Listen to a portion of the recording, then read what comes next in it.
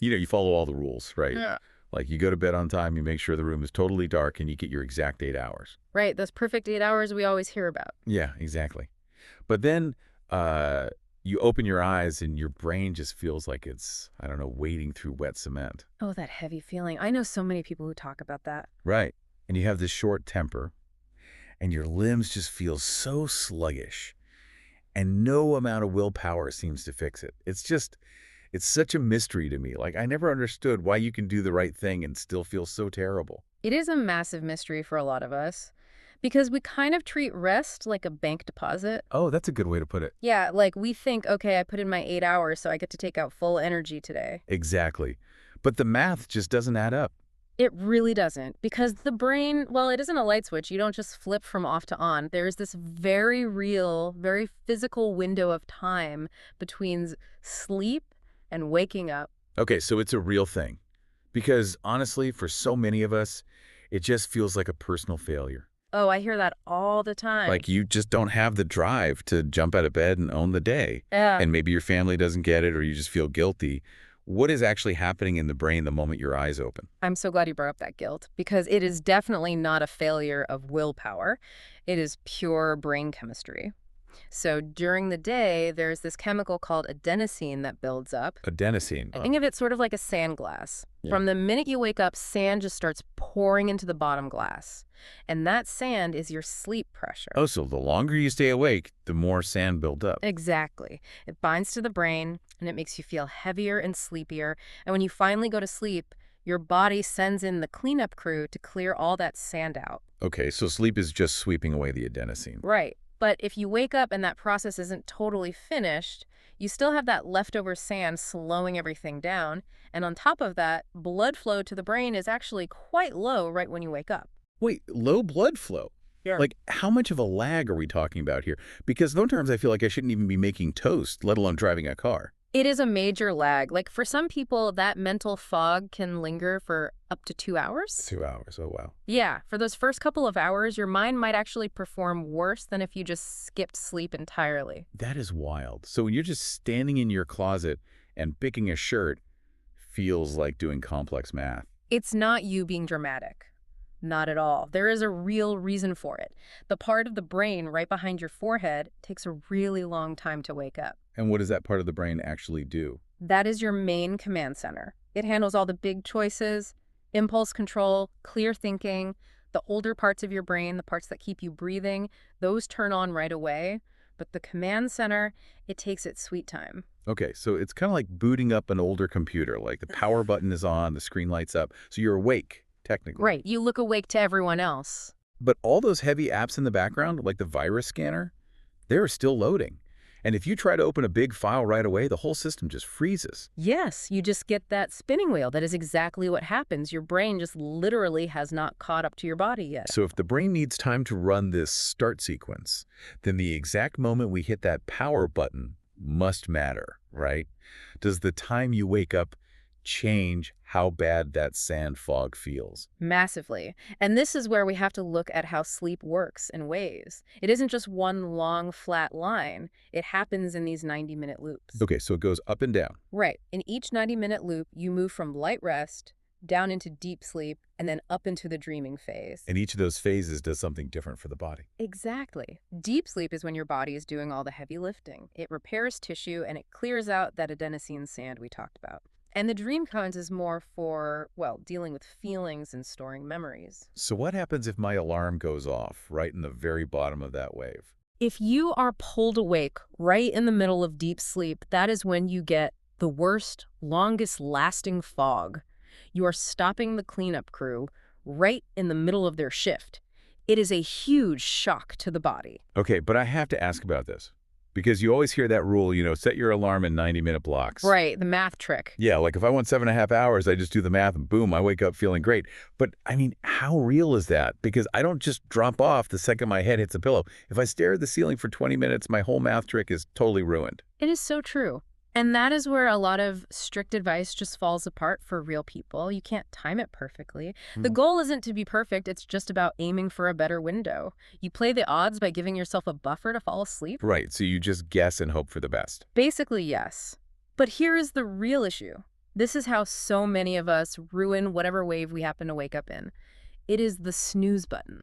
Oh no. Please don't tell me the snooze button is bad. Because those extra 9 minutes are just, like, the best part of my day. Yeah. I know, it feels so warm and safe, but it is a trap for your body.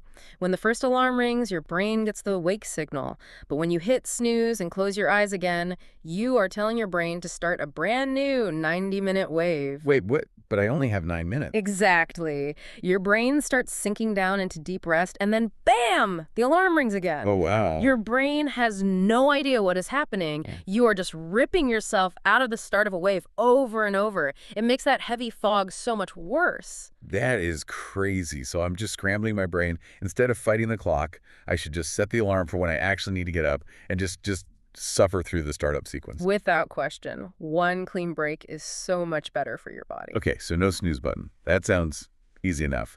But, it feels like everything else in life makes this so hard. We talk about this internal clock.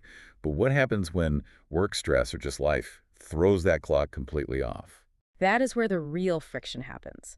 Your body clock relies on hints from the world to know what time it is. And the biggest hint is light. Light from your phone screen at night acts like a brake on your sleep hormone. Oh, you mean melatonin? Yes, melatonin. It's the signal that tells the brain to cool down.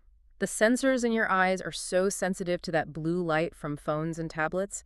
So if you scroll in bed, you are physically pushing your body's clock backward. So even if my alarm is set for 6 in the morning, my brain thinks it's still the middle of the night. Precisely. Your body and your daily life end up in this quiet war. And it gets even worse when the weekend comes. Have you ever noticed what happens when you sleep in? Oh, you mean like catching up on rest because the work week was brutal? Yes, sleeping in for 2 or 3 hours. For your body clock, that is exactly like flying across the country. Wait, really? Like actual jet lag? Actual jet lag. You fly west on Saturday morning by sleeping in, and then Sunday night comes, and you try to go to bed at your normal time for work, but your brain is still on weekend time. It's not ready. So that's why you just toss and turn on Sunday night. Right. And then Monday morning hits, and you feel terrible because you gave yourself jet lag without ever leaving your house. That makes so much sense. I always wondered why Monday mornings physically hurt. It's totally self-inflicted. Mm-hmm. But what about internal stuff? Like, so many of us are dealing with this constant hum of stress. Does that mess up the waves too? It absolutely breaks them apart. Chronic stress keeps your alert hormone running high. Cortisol. Yes, cortisol. It's part of your alarm system. When it runs high in the background, your sleep waves get shallow. You might spend 8 hours in bed, but your brain keeps floating up to light sleep just to check for danger. Oh, like it's keeping guard. Exactly. So you log the hours, but you miss out on the deep repair work. The stress just steals the depth of your rest. Wow. Okay, so knowing that our clock is just under attack from phones and weekends and stress, let's say the alarm rings, you feel that heavy fog. You don't hit snooze. How do you actively tell your body to clear the fog? The best tool you have is light. We talked about how light at night delays sleep. Well, in the morning, it triggers wakefulness. Getting bright sunlight in your eyes within a half hour of waking up is the strongest signal you can send to your body. Does it have to be the sun? Like, can I just turn on the bright kitchen lights? Indoor lights don't even come close, honestly. Even on a cloudy day, the power of outdoor light is huge. It shuts down any leftover melatonin and tells your brain to start sweeping away that adenosine sand. Okay, so this brings me to my biggest question. Because my whole morning depends on stumbling to the coffee maker. A lot of us do that. Yeah, like I need that caffeine before I even look at another human being just to fight the fog. So what does this mean for my coffee? This is one of the most fascinating things about the body. Having coffee the second you wake up actually works against you. Wait, no, explain that. Because it is the only thing keeping me going. Let's go back to that alert hormone, cortisol. For the first hour or so after you wake up, your body naturally pumps out its biggest spike of cortisol for the whole day. So my body is already making its own wake-up juice. Exactly. If you add coffee right then, you are pouring a stimulant into a body that is already maxed out. It is completely redundant. Oh, so I'm just wasting the coffee. You're wasting it, and you are setting yourself up for a terrible crash. Because coffee works by blocking the sleep sand. It plugs up the spots where adenosine tries to land. Okay. But if you block those spots right away, the leftover sand from the night before just floats around. It has nowhere to go. Oh, I see. So when the coffee wears off. Bam! The spots open up, and all that waiting sand floods the brain all at once. And that is your late morning crash. That is exactly what happens. You get to your desk, and suddenly you just want to put your head down. So what should we do instead? You wait. Just let your natural cortisol do its job for the first hour. You get some sunlight, you drink some water. Then, just as your natural boost starts to fade, you have your coffee. It actually lifts your energy up instead of just hiding the fog. Wow. You just work with your body instead of fighting it. That completely changes how I see the morning. But, it feels like a good morning really starts the day before, right? Like, what about later in the day?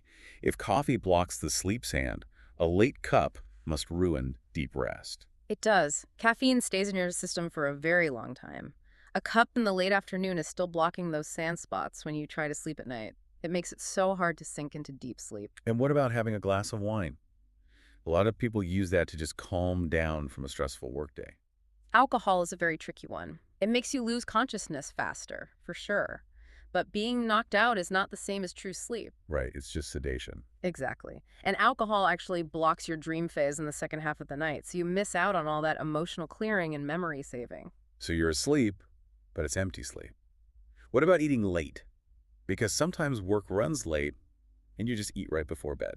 Heavy meals are another trap. To get deep rest, your body heat has to drop a little bit. But digesting a big meal takes a lot of energy, and that makes heat. Oh, so your stomach is working overtime. Right, and it keeps your body too warm to fully rest. Okay, so if late coffee and wine and heavy meals are getting in the way, are there foods that actually help the body, like things we should eat? Yes, food is an amazing tool here. Like cherries are one of the rare natural sources of melatonin, and kiwi is full of nutrients and serotonin, which helps you stay asleep. Oh, I love kiwi. Yeah, and salmon gives you those good fats and vitamin D. And nuts, like almonds and pumpkin seeds, they are packed with magnesium and tryptophan. Wait, tryptophan. Isn't that the stuff in turkey that makes everyone fall asleep after a big holiday meal? That's the one. But how does it actually get to the brain? And what about oatmeal? I know people who eat a warm bowl of oatmeal before bed, and I just thought it was like a cozy comfort thing. It's actually brilliant for your body. The carbs in oatmeal cause a tiny spike in your insulin Why would we want insulin to spike right before bed? because the path to your brain is like a busy highway. Tryptophan is trying to get to the brain, but all these other things are in the way. The insulin spike sweeps the traffic off the road. Oh, wow. Yeah, so tryptophan has a clear lane right to the brain, and once it gets there, it turns into serotonin and then into melatonin, your sleep hormone. That is so cool. You are literally just feeding your brain the building blocks it needs to shut down. Uh-huh.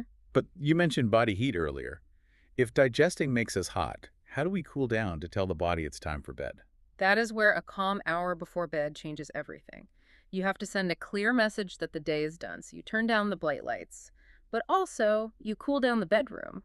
Like, how cool. Around 65 degrees is a great target. By making the room chilly, you help your body drop its own heat. It lines up perfectly with what your body naturally wants to do.